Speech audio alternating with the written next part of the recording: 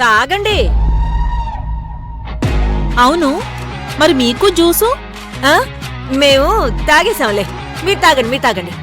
ఓ, తాగారంటే తాగు.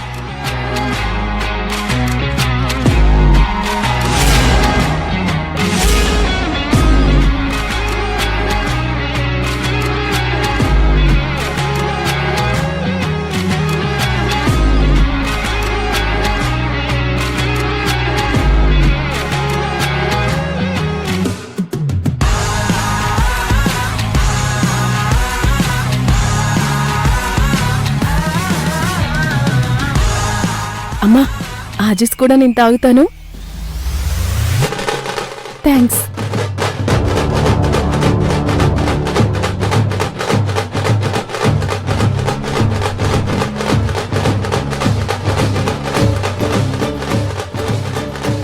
ఇప్పుడు చెప్పు కావేరి, ఏంటో?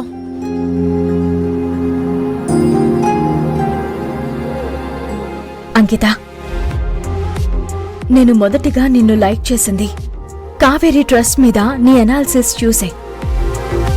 నువ్వైతేనే ట్రస్ట్కి న్యాయం చేయగలవని నా నమ్మకం.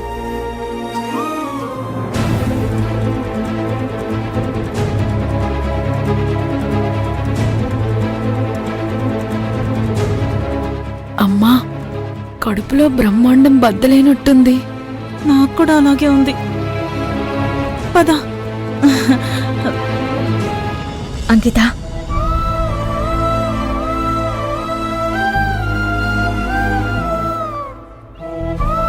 నువ్వెవరో తెలియకముందే నీ గురించి అత్త యొక్క సంఘటన చెప్పారు.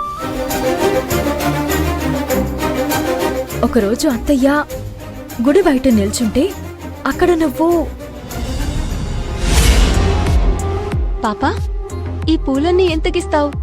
300 ఇవ్వండక్క. ఇదిగో పాపా.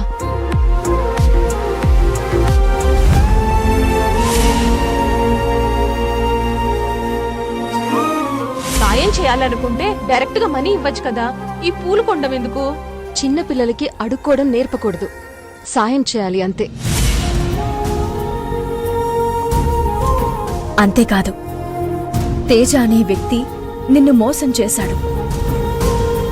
కాని అతనికి ఆ డబ్బివ్వడం వెనుక అనాథల పట్ల నీకున్న జాలి, దయ నాకు నచ్చాయి.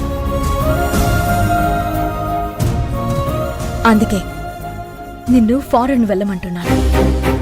వదినా, నువ్వెన్ని చెప్పినా మా నాన్ననొదిలి నేనెక్కడికి వెళ్ళను. ఆయన్నొదిలి నేనుండలేను.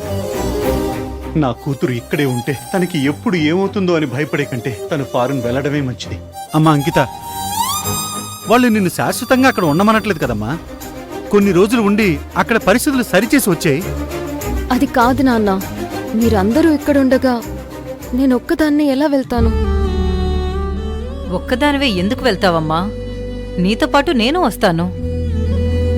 10 మందికి ఉపయోగపడే పనిచేస్తున్న నా కూతుర్ని ఒంటరిగా వదిలేస్తానా?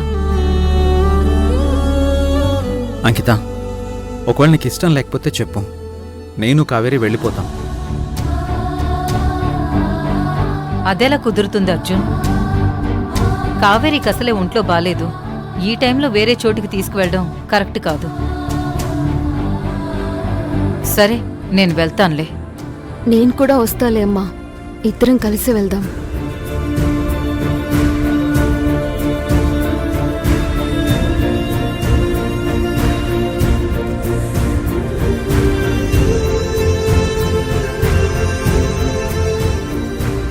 కావేరి, ఇదంతా జరిగే పనేనా?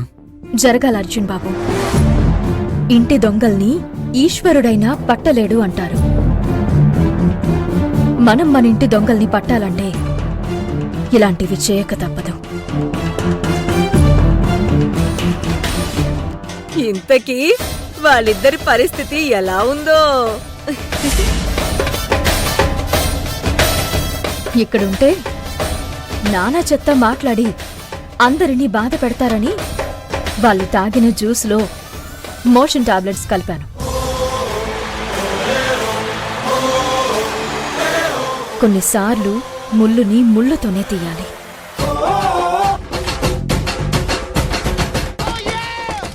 త్వరగా రావే రూపా